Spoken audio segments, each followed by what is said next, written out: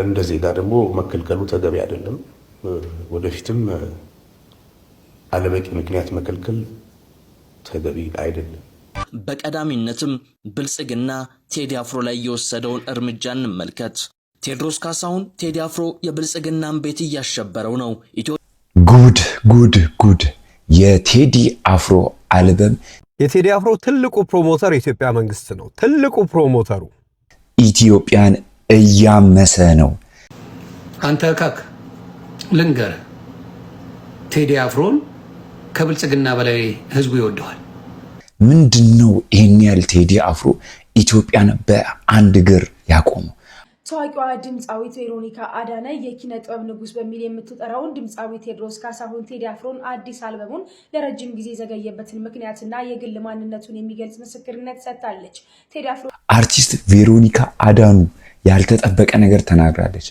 የብልጽግናው መገናኛ ብዙሃን ባለስልጣን የአርቲስት ቴሌቪዥን የስራ ኃላፊዎችን ከድምፃዊ ቴዎድሮስ ካሳሁን ጋር ስላደረጉት ስምምነት ማብራሪያ መጠየቁ ተገለጸ።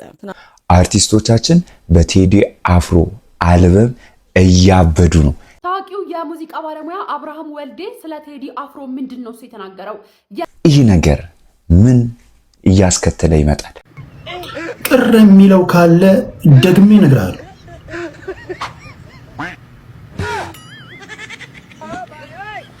ቅር የሚለው አለ። ሰላም ውድ የሃናኒ ቲቪ ተመልካቾች እንደምን አላችሁ? እንደምን ሰነበታችሁ? ውድ ቤተሰቦቻችንም ዛሬ ለእናንተ በአዲስ ቪዲዮ መተናል። ውድ ቤተሰቦቻችን ይህን ቪዲዮ ከመጀመራችሁ በፊት ላይክ እያደረጋችሁ ተጀምሩ ዘንድ በአክብሮት ጠይቃለሁ። ውድ ቤተሰቦቻችን እንደምናውቀው የቴዲ አልበም ሊለቀቅ 2 ቀን መቅረቱን ጀስት 2 ቀን ትላንት ነበር። አሁን 1 ቀን መቅረቱን የምናውቀው ነው። የቴዲ አፍሮ አልበም የሚለቀቅበት ቀን ሐሙስ 8 ሰዓት ነው። ይህም አልበም ብዙዎችን በጉጉት እየጠበቁት ያለ አልበም ነው። ቴዲ አፍሮ አይመቸንም የምትሉ ሰዎች ለምንድን ነው ታዲያ እጢ የምትሆኑት? በቃ ለሚመቸን ተውልና። እርግጥ ቴዲ አፍሮ አያት ለጣሊያን እንቁላል ሲቀቅል ከነበረ ሙዚቃው አይመችም። አያት ለጣሊያን አንጋች ከነበረ ቴዲ አፍሮ አይመችም። ድርቦሽ ኢትዮጵያን ስትወር መንገድ እየመራ የኢትዮጵያን ጀግኖች ያስጨረስክ ከሆንክ ቴዲ አፍሮ አይመችም። ሶማሌ ኢትዮጵያን ስትወር ከሶማሌ ጋር ወግነ ለሶማሌ አንጋች ፋኖሽ ያዡነ ኢትዮጵያን ይወጋ ከሆነ ቴዲ አፍሮ አይመችም። ታዲያኛ ምን እንርዳ? ቴዲ አፍሮ የኔን አይወክልም፣ የኔን ሃይማኖት እንትን አይልም፣ የኔን ብሔር አይጠቅስም ምናምን ብላችሁ የምትንዘባዘቡ ሰዎች አላችሁ። ቴዲ አፍሮ ያለፈችዋን ኢትዮጵያ የምናይበት መነጽር ነው።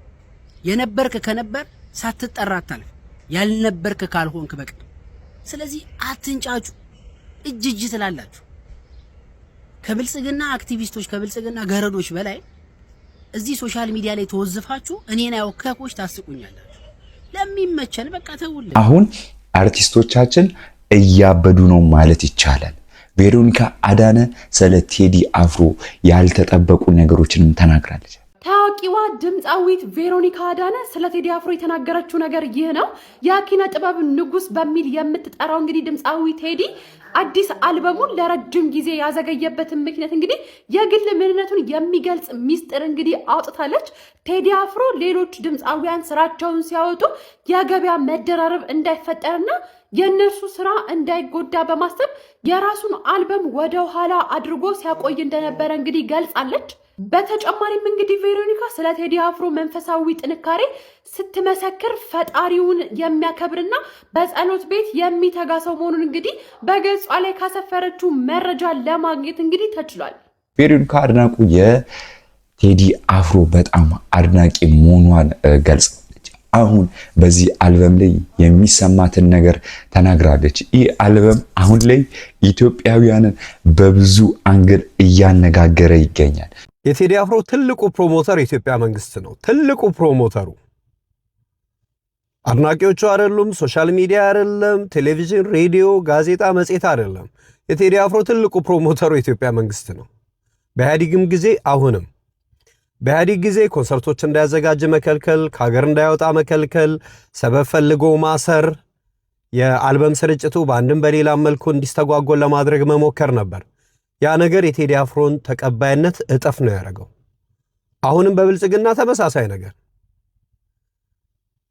ሰዋሰው የቴዲ አፍሮን አልበም ገበያ ላይ ለማዋል የተስማማውን ካምፓኒ ከጀርባ ከፍተኛ ጫና ሲፈጥር ነበር መንግስት የቴዲ አፍሮ ፖለቲካ ይዘት ያላቸው ሙዚቃዎች እንዳይወጡ ለማድረግ ቢወጡ እንኳን ከምርጫ በኋላ ለማድረግ ከዛ በኋላ ደግሞ ጋዜጣዊ መግለጫውን ከለከለ። ይሄ የቴዲ አፍሮን ተቀባይነት ሊቀንሰው ይችላል በምንም አይነት መልኩ።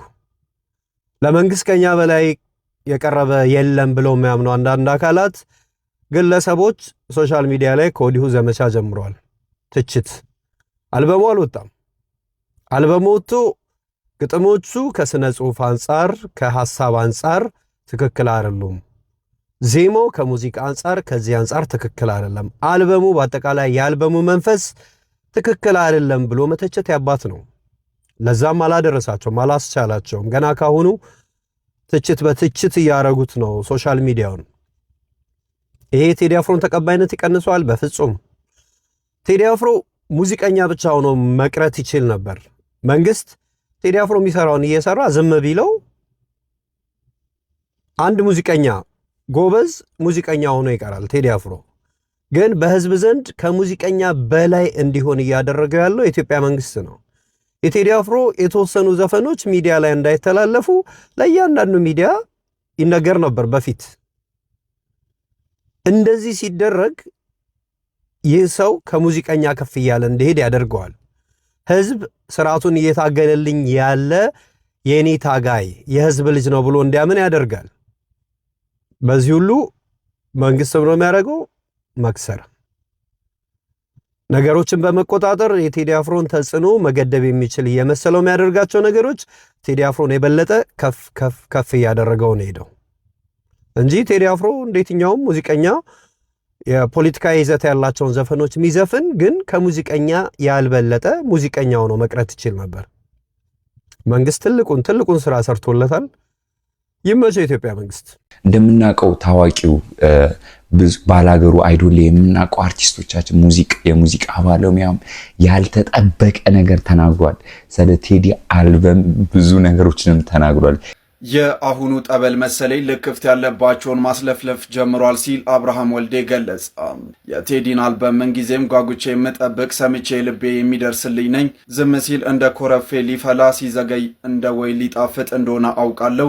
የአሁኑ ደግሞ ጠበል መሰለኝ ልክፍት ያለባቸውን የነካቸውን ማስለፍለፍ ጀምሯል ብሏል። አርቲስቱ አክሎም ሐሙስ በመጠበቅ ገና ማክሰኞ ላይ ነኝ፣ እንደ እሮብ ደግሞ ረጅም ቀን የለም፣ መልካም እድል እመኛለሁ ሲል ነው አርቲስት አብርሃም ወልዴ ለአርቲስቱ ያለውን አቋም የገለጸው። በርካታ ድምፃውያንም በተመሳሳይ አስተያየትን በመስጠት ላይ ይገኛሉ። የቴዲ አልበም ጸበል ነው በማለት ያልተጠበቁ ነገሮችንም ተናግሯል። ይህ ነገሮች ከሃይማኖትና ከተለያዩ ነገሮች ጋር እያገናኘ ያለ ነገር ነው። አሁን የቴዲ አልበም በዚህ ከቀጠለ ምን አይነት ነገሮችን በኢትዮጵያ ዘንድ ላይ ይፈጥራል ብላችሁ ታስባላችሁ? ቅር የሚለው ካለ ደግሜ እነግራለሁ።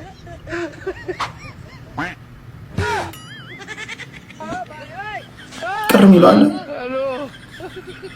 ማይ ፍሬንድ፣ ከቡርጂ ከሊፋ ላይ ቁልቁል መውደቅ ትችላለህ። ከኔ ጋር የሚኖርህ ወዳጅነት ሊቆራረጥ ይችላል። አይ ዶንት ኬር። ከተወለድኩበት ከማንኪያ ብሔር ልሰርዘኝ ትችላለህ። አይ ዶንት ኬር። እኔ ግለሰባዊ ነኝ። እኔ በራሴ ዛቢያ የምሽከረከር ሰው ነኝ። ጓደኝነታችን ሊሰረዝ ይችላል። ቴዲ ልትለኝ ትችላለህ። አይ ዶንት ኬር። እንደውም በጌታ ፍቅር ጓደኝነታችን ይሰረዝልሃል።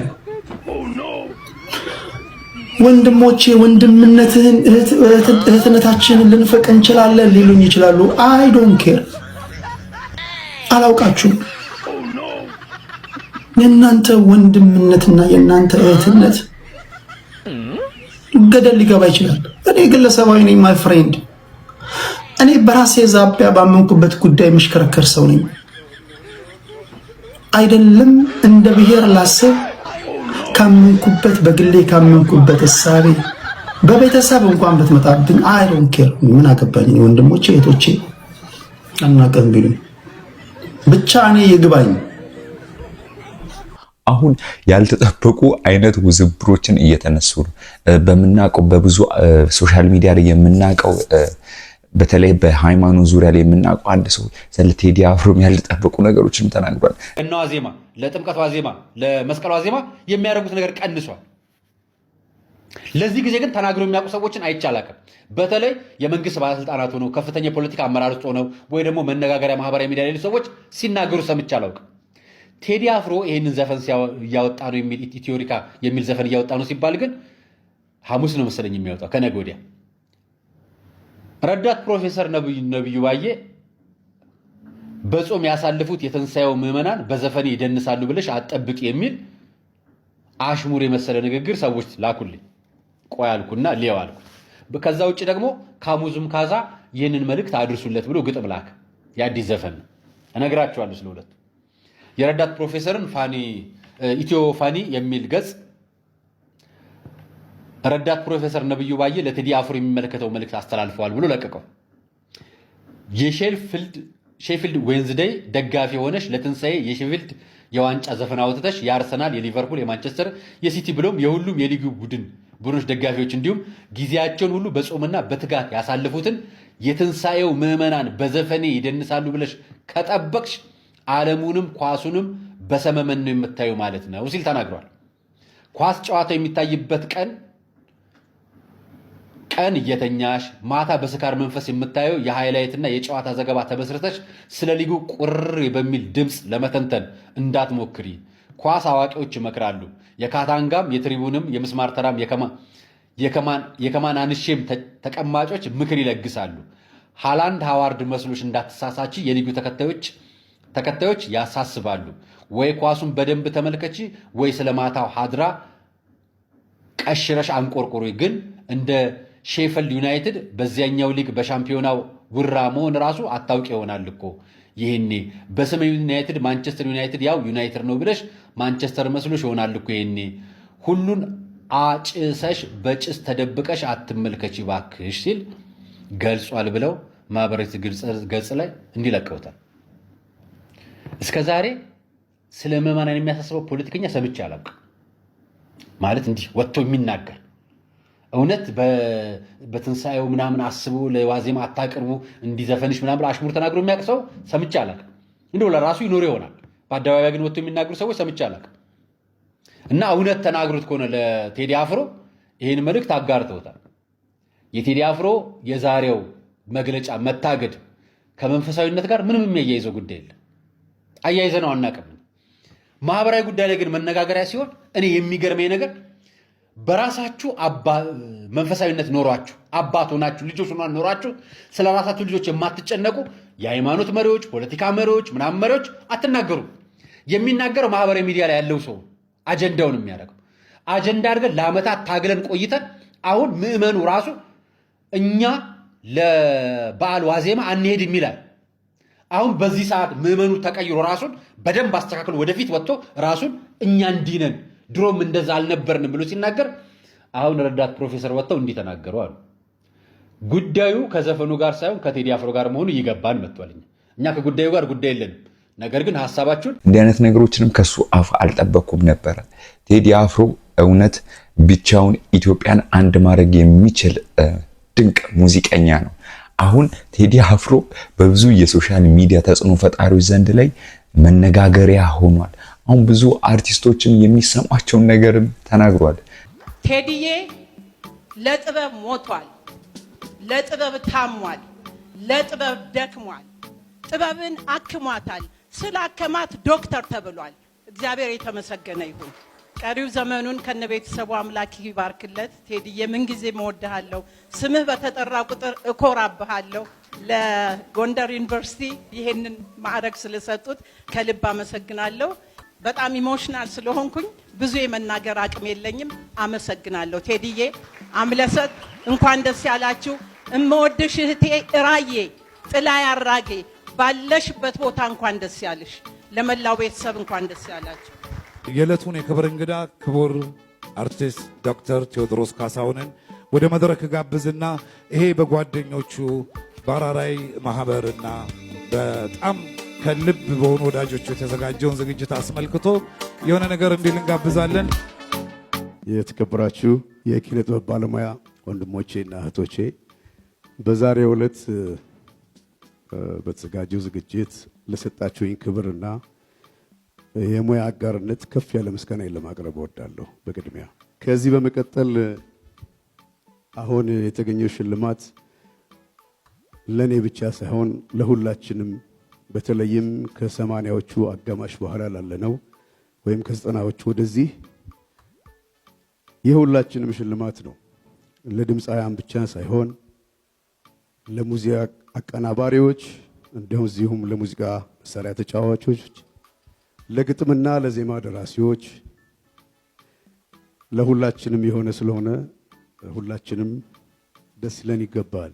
ከዚህ በተረፈ በማዕከላችን በህይወት የሌሉት ለምሳሌ በሙዚቃ ማቀናበር ዘርፍ ከብዙዎቻችን ጀርባ የነበረው ኤልያስ መልካን ላስታውስ እወዳለሁ። በተረፈ ይሄን ክብር ስለሰጣችሁኝ ይሄን ግብዣ ስላደረጋችሁ የሙያ አጋርነታችሁና ወንድምነታችሁ ስለሰጣችሁኝ በእግዚአብሔር ስም አመሰግናለሁ። እግዚአብሔር ይስጥልኝ። ግን ከዛ የበለጠ በጣም የገረመኝ እና የደነቀኝ ከፖለቲካ ጋር እያገናኙት ይገኛል። ቴዲ አፍሮ ከፖለቲካ ጋር ያለው ነገር አሁንም ብዙ ነገሮችንም እየተናገረ እኔ በዚህ ሐሳብ ላይ ማውራት አልፈልግም። የቀድሞ የመንግስት ባለስልጣን ቴዲ አፍሮ በህልውናው ዘመቻ ባለመሳተፉ ቂም ተይዞበት ሊሆን እንደሚችል ተናገሩ። የቴዲ አፍሮ ጉዳይ አነጋጋሪነቱ ቀጥሏል። ዛሬ ደግሞ የቀድሞ ባለስልጣን አዳዲስ ነገሮችን አውጥተዋል።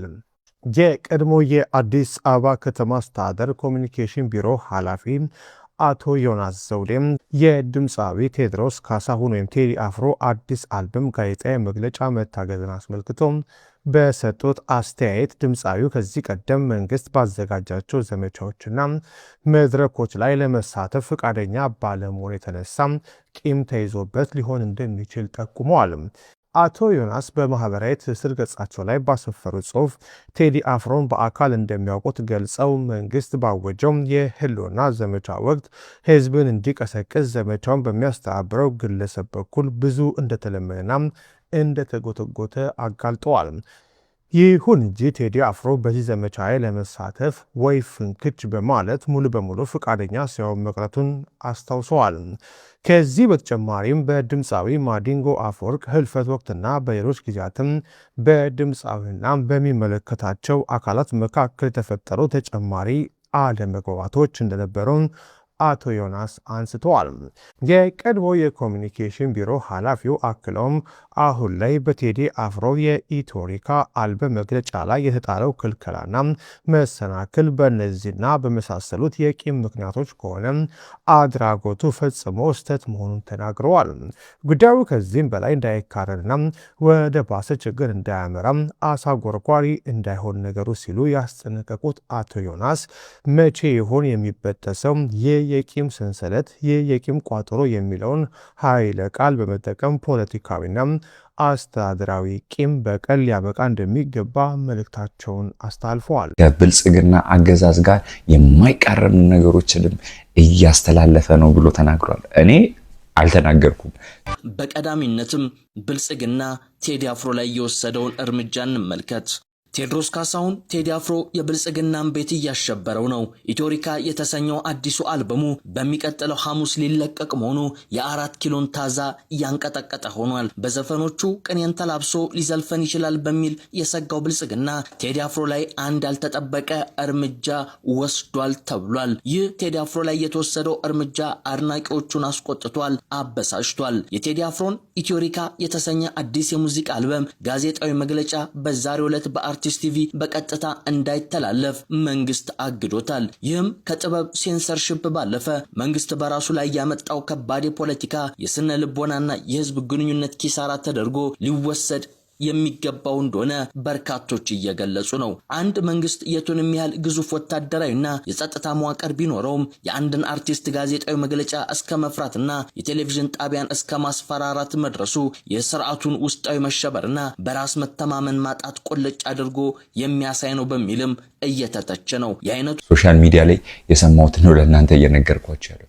ግን የቴዲ አፍሮ አልበም እኔ እንጃ አላቅም።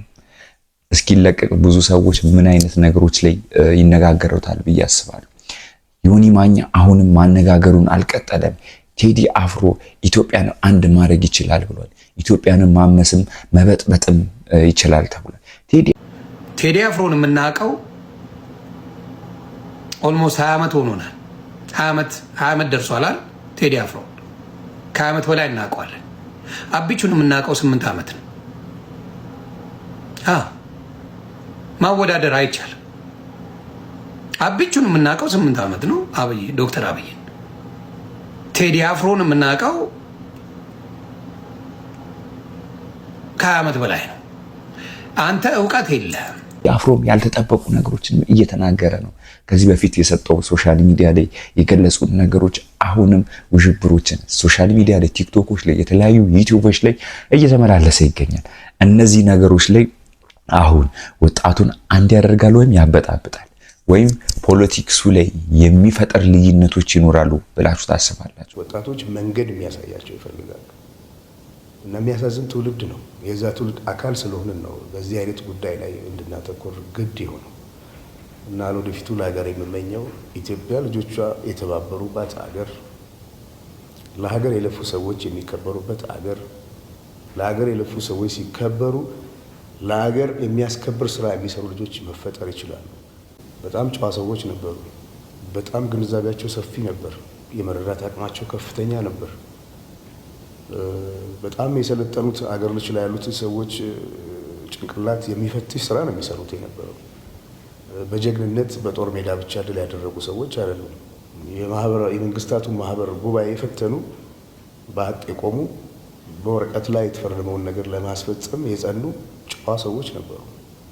ፈትሸዋቸዋል፣ በርብረዋቸዋል። እነዛን ሰዎች እኮ እንዲህ አይነት አባቶች ክብር ሳይሰጣቸው የምንኖርበት አገር ላይ እንዲህ አይነት ልጆች ሊፈጠሩ አይችሉም። የሰው ዕዳ እየበላን አገር ለማስቀጠል አይቻልም። ይሄ ነው እንደ ሀገር የገጠመን ችግር ብዬ የማምነው። ወጣቶች ወዴት እንደሚሄዱ የሚያሳይ ደግሞ ያለፈው ክፍል እነሱ ላይ ያተኮረ አካሄድ የለም እና መጀመሪያ ሀገር ማዳን ነው ቅድሚያ የሚሰጠው ነገር። ሁሉ ነገር ቅደም ተከተል አለ። የመጀመሪያው ምንድነው? ኢትዮጵያዊነትን ማዳን ያስፈልጋል። ኢትዮጵያዊነት ካልዳነ ማንም የሚኖርበት ሀገር አይፈጠርም እዚህ ቦታ ላይ። ስለዚህ ኢኮኖሚያዊ ለውጥ ሊመጣ የሚያስፈልገው ነገር ለማድረግም ህዝብ መተባበር አለበት። አድዋ ላይ በአንድ ላይ ያዘመትከውን ኃይል በዛ ኃይል ወደ ልማት ለማሳተፍ ይቻላል። መንገዱም ይሄ ነው እና እንደዚህ አይነት ያካሄድ ጉድለቶች አሉ። ሁለተኛ ልጆች ተምረው ተሻሽለው መለወጥ ይፈልጋሉ። ባደረግናቸው ብዙ መልካም ነገሮች ላይ መስማማት ስንችል አብረን ባጎደልናቸው ነገሮች ላይ ዝም ብለን በጊዜ ማጥፋት ጠቃሚ አይደለም።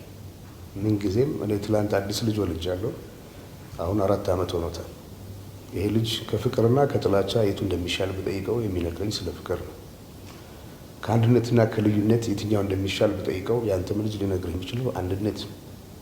ይሄን ልጆች ሊመልሱት የሚችሉትን ጥያቄዎች በእድሜ በልጽገን እንኳን ለመግባባት የማንችልባቸውን ነጥቦች ላይ በማተኮር ነው የብዙ ወጣቶች ጉዞ እንዲደናቀፍ ይሆን።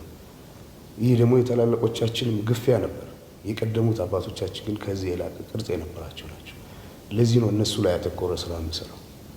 ስለዚህ ሁሉም የራሱን አመለካከት መግለጽ ደግሞ ተፈጥሯዊ መብቱ ነው። በማንኛውም ሁኔታ ግን ሁሉንም ማስደሰት ባይቻል በተቻለ መጠን ሁሉንም የሚያግባባ ቅርጽ ይዞ ለመቅረብ ነው የሞከርኩት እና ኢትዮጵያዊነት ሩቅ ነው እና የሁላችን ኑሮ መሻሻል አለበት። ለዚህ ደግሞ ሁላችንም መተባበር አለብን። እንድንተባበር ካልቻልን ታሪክ ካልተደገፈ፣ ማንነት ካልተደገፈ፣ አንድነት ካልተደገፈ፣ መቻቻል ካልተደገፈ፣ መቀራረብ ካሌለ እንዴት ተደርጎ ነው መሄድ የሚቻለው? አፍሪካን አንድ ለማድረግ የሞከረ ህዝብ ለራሱ አንድ መሆን አቅቶት ስቃይ ውስጥ ነው ያለው በአሁኑ ሰዓት። ከመሰረቱ ለመነሳት ሁላችንም የተጽዕኖ ውጤት ነው። በሙዚቃ እንደነ ቦብ ማርሊ እንደ በሬጌው መስክ ባለው ሁኔታ እዚህ ሀገር ደግሞ ከነ ጥላሁን ከነ ማህሙድ ከነ አለማየሁ እሸቴ የተቀዳ ቅርጽ ነው ያለን ሁላችንም። የቀደሙትም ለሚቀጥሉት በዛ መጠን ነው እያስተላለፉ የሄዱት። ከዛ በተረፈ አቅመ በቻለው መጠንና ባለ የተሰጥኦ ልክና በትጋት መጠን የምትጠጋበት የራስ የሆነ ውጤት ካለ መድረስ ትሞክራለህ። ከዛ ውጭ ያለውን ነገር እኔ እዚህ ጋር ደርሻለሁ እዚህ ጋር ለማለት ብትልም አትሆንም። ስለሆንክም ይሄን በሰው ቢሆን ያምራል። እንደምናውቀው ፕሮፌሰርም እንደተናገረው የቴዲ አፍሮ አልበም ከመንፈሳዊነት ጋር የሚያጋጩ ብዙ ነገሮች አሉ በማለት ገልጿል። እንደምናውቀው የቴዲ አድናቂዎችን ባንድ ጎን አሉ፣ የቴዲ አድናቂ ያልሆኑ ባንድ ጎኖች አሉ። ግን እነዚህ ነገሮች ላይ በጣም ትላልቅ ውዥብሮች እየተነሱ ይገኛሉ። እናንተስ ስለ ቴዲ አፍሮ አልበም ምን አይነት ምልከታ ነው የሚሰማችሁ? እንደምናውቀው ሶሻል ሚዲያ ላይ ብዙ ሰዎች ያልተጠበቁ ነገሮችን እየተናገሩ ነው። አሁን በሙዚቃና በፖለቲከኞች መካከል ሽኩቻ ተጀመረ። እኛ ደግሞ ሰላማችሁ ይብዛ፣ ለሁላችሁ ሰላማችሁ ይውረድ። ዋናው መነጋገሪያው ምንድነው? ቴዲ አፍሮ ሙዚቃ ላይ ወጣ ስል ዛሬ ታገደ፣ መግለጫው ታግዷል። ከዛ በኋላ ደግሞ የፖለቲከኞች የተነሱ ደግሞ ማህበራዊ ሚዲያ ላይ አጀንዳ ከፍተዋል። አቤል ሙሉጌታም ከዚህ በፊት ሲባል ነበር፣ እሱ መንፈሳዊ ሆኛለሁ ብሏል። ፕሮቴስታንት ነበር፣ የቃለ ሕይወት ልጅ ነኝ፣ መጀመሪያ ሙሉ ወንጌልን ያሳደገችኝ ብሏል። እዛው ቀጥሏል። አሁን ማህበራዊ ሚዲያ ላይ መነጋገሪያ ሆኗልና አይ ቲንክ ቴዲ አፍሮ ሲያወጣ የግጥሞቹ የስንኞቹ ምናምን ነገሮች ኢትዮጵያዊነትና ሀገራዊነት እንዳላቸው ሁሉም ኢትዮጵያ ያምናል። ሁሉም ኢትዮጵያ ዘፈን የሚወደውም የማይወደውም ቢሆን ያምንበታል። ነገር ግን ዘፈኑ መዝሙር ነው ብለን አናቅም፣ የቤተ ክርስቲያን መዝሙር ነው ብለን አናቅም፣ ብለንም አንናገርም። ስለዚህ ዘፈን ነው፣ ሀገራዊ ዘፈን ነው። እሱን ሁላችሁም እንደምትቀበሉት አይ ቲንክ ካሙዙ ማቀናበር ትቶ ይመስለኛል አሁን ፖለቲከኛ ላይ ገብቷል። ግን ትችት ተጀምሯል። እንደው ልንገራችሁ ብዬ ነው፣ ቴዲ አፍሮ ታግዷል እንድታውቁት ዛሬ መግለጫው። ስለዚህ ሐሙስ ዕለት ደግሞ በራሱ ዩቲዩብ ቻናል ሙዚቃው እንደሚለቅ ተነግሯልና ብዙዎች የሚያሳስባችሁ ስለ ግጥሙ ነገር ነው። የዘፈኑ ርዕሶች ወጥተዋል። ከ1 እስከ 12 ያሉት ነው፣ እስከ 8 ያሉት ግጥሙ ርዕሶቹ ሲወጣቸው ደም ምናምን የሚልም እንዳሉ ሰምቻለሁ። የሚሰማቸውን ነገር ተናግሯል። የቴዲ አልበም እስኪለቀቅ ያላቸውን ጉጉትም ተናግሯል። ግን ይህ አልበም ኢትዮጵያ ላይ ብዙ ውዥንብሮችን ይፈጥራሉ ብዬ አስባለሁ። ቴዲ አፍሮ እስከ እስር ሊያጋልጡ የሚችሉ ነገሮችን ይፈጠራሉ ብዬ አምናለሁ። አሁን የቴዲ አልበም ብዙ ሰዎች ላይ መነጋገርን እና ማነጋገሩን እንደቀጠለ ነው። አዲሱ የቴዲ አፍሮ አልበም ገና ሳይለቀቅ ውዝግቦችን ማስተናገድ ጀምሯል። የፊታችን ሐሙስ ከቀኑ 8 ሰዓት ላይ በራሱ በድምፃዊው የዩቲዩብ ቻናል ይለቀቃል ተብሎ የተነገረለት ኢትዮሪካ የተሰኘው አዲሱ የቴዲ አልበም በተመለከተ በመንግስት ደጋፊዎችና በቴዲ ደጋፊዎች መካከል ከፍተኛ ንትርኮች መፈጠራቸው ተነግሯል። ዛሬ በአርትስ ቲቪ አማካኝነት በቀጥታ ስርጭት ሊከናወን የነበረው ጋዜጣዊ መግለጫም በመንግስት ኃይሎች መከልከሉ ነው የተነገረው። ይህንን ጉዳይ በተመለከተ የተለያዩ የመገናኛ ብዙሃን በርካታ ዘገባዎችን እያወጡ ሲሆን የመንግስት ደጋፊ የተባሉ የማህበራዊ ሚዲያ ተጽዕኖ ፈጣሪዎችና ጸሐፊዎችም የቴዲ አፍሮ ጋዜጣዊ መግለጫ መከልከሉን እያረጋገጡ ነው። እነርሱ እያሉት እንዳለው ከሆነ እንደውም ይህንን ጋዜጣዊ መግለጫ የከለከለው መንግስት ሳይሆን በመንግስት ጉያ ውስጥ የተደበቁ የቴዲ አፍሮ ደጋፊዎች ናቸው የሚል ምክንያት እያቀረቡ ይገኛሉ። ለዚህም እንደማሳያ ያቀረቡት ለቴዲ አፍሮ ማስታወቂያ ለመስራት በማቀድ ጋዜጣ መግለጫው እንዳይከናወን ተደርጓል የሚል መከራከሪያ እያነሱ ነው። ከዚህም ባሻገር የመንግስት ደጋፊዎችና የምክር ቤት አባላቶች ጭምር ሳይቀሩ የቴዲ አፍሮን አዲስ አልበም በተመለከተ የተለያዩ አስተያየቶችን በማህበራዊ ሚዲያዎች ዘንድ እየሰጡ ይገኛሉ። ይህም በቴዲ አፍሮ ደጋፊዎችና በብልጽግና መንግስት ደጋፊዎች መካከል ሁለት ጎራዎች እንዲለዩ ምክንያት ሆኗል። በዚህ ረገድ ረዳት ፕሮፌሰር ነብዩ ባዬ የሰጡት አስተያየት ብዙዎችን እያነጋገረ በማህበራዊ ሚዲያዎችም መልሶችን ጭምር እያስተናገደ የሚገኝ ይሆናል። የቴዲ አፍሮ አዲሱ አልበም ገና ሐሙስ ለአድማጮች ሳይደርስ በዚህ ልክ ውዝግብ መፍጠሩ ብዙዎችን እያሳሰበና እያነጋገረ ይገኛል። ብዙ የፖለቲካ አዋቂዎች ናቸው የሚባሉ ሰዎችን እየተናገሩ ነው። ብዙም ደግሞ መንግስትን ይተቻሉ የሚባሉ ሰዎችም በዚህ አልበም ዙሪያ ላይ ያልተጠበቁ ነገሮችንና ምልከታቸውንም እያስተላለፉ ነው። እናንተስ ስለ ቴዲ አፍሮ አልበም ምን አይነት ምልከታ ይኖራችኋል? ምን አይነት ሐሳብ አላችሁ? አሁን ግን ይህ አልበም ተለቆ እስኪለቀቅ ድረስ የሚፈጠሩ ብዙ ነገሮች እንዳሉ ይሰማኛል። ምክንያቱም የቴዲ አልበምን አሁን ብዙ ሰዎች በጉጉት እየጠበቁ ነው። ያልተጠበቁ ነገሮችንም ይህ አልበም ሳይለቀቅም ያልተጠበቁ ነገሮች እየተነገሩ ነው። ሶሻል ሚዲያ ላይ የሚድረማመዱ ነገሮችን በጣም የሚገርሙና ጀስት መናገር የማንችላቸው ነገሮችን እየቀረበ ነው። እንደምናውቀው ቅድምም እንደተነገርኳችሁ የቴዲ አፍሮ አልበም ከመለቀቁ በፊት ብዙ ሰዎች የቴዲ አልበምን ለመከታተል ዩቲዩብ ቻናሉን በጉጉት እየተጠበቁ ነው። እሺ 1.3 ሚሊዮን ገብቷል ሰብስክሪፕሽኑ እስካሁን ድረስ እያየነው ነው። ኪፕ ጎይን ሁላችንም ፑሽ እናርግ፣ አሪፍ ነው። ግን ስቲል ይቀራል ሰብስክሪፕሽን። ይሄን ቻሌንጅ ያልተቀላቀላችሁ ቲክታከሮች በኋላ እንዳንተዛዘብ ተቀላቀሉ። በሱ ዘፈን ለቃችሁ ሁላችሁም በኋላ ላይ እናያችኋለን። ስለዚህ ካሁኑ ብትቀላቀሉ ይሻላችኋል። ያለውን ነገር ፑሽ አድርጉ። ዋይናት የያዛችሁትን ፕላትፎርም የህዝብ ነው፣ ለህዝብ አይደል ስትጠቀሙ የነበረው? ተጠቀሙታ። የምትወዱትን ቴዲ እንወዳለን ትላላችሁ፣ በኋላ በዘፈኑ ትሰራላችሁ። አሁን ግን ሁላችሁም ተደብቀሻል። ስለዚህ ለስገው ሁላችሁም ሰብስክራይብ አስደርጉ፣ ቻሌንጁን ተቀላቀሉ። ታሰይ we have to help out። በኋላ ላይ በነፃ ልትሰሙ ነው አይደል ሁላችሁ? እና let's keep pushing። ሁላችሁም ሰብስክራይብ አድርጉ፣ ሜንሽን አድርጉ። ሰብስክሪፕሽን እንዴት ነው የሚደረግ አናውቅም ላላችሁ ቀጥታ ቴዲ አፍሮ ብላችሁ ስሙን ዩቲዩብ ላይ ጻፉ። TEDDY አፍሮ ልክ ስትጽፉ ፊት ለፊት ይመጣል። በግራ በኩል ሰብስክራይብ የሚል በነጭ ምልክት ይመጣል። እሱ መጫን ነው፣ በቃ አለቀ። ሲምፕል። ስለዚህ በዚሁ ቀጥሉ። ሁላችሁም ፑሽ እናድርግ። ይመቻችሁ። መልካም እድል። ሐሙስን መታገስ አቅቷቸው ውድ ቤተሰቦቻችን እናንተስ የቴዲ አፍሮ አልበምን እንዴት እየጠበቃችሁ ነው? ወይስ በጉጉት ወይም መነጋገሪያ የሆነውን አልበም ለመስማት ጓጉቷችኋል? ውድ ቤተሰቦቻችን እኛም የሰዎችን ፊሊንግ ከሐሙስ ቀን የዘፈኑ መለቀቅ በኋላ ለእናንተ የምናሳያችሁ ነን። እስከዛ ይህን ቪዲዮ ሁላችሁም ላይክ እያደረጋችሁ ለብዙ ሰው እንዲደርስ ታደርጉ ዘንድ በአክብሮት ጠይቃለሁ። ሁሌም እንደምንላችሁ ኢትዮጵያን ሰላም ያደርግልን። እናመሰግናለን።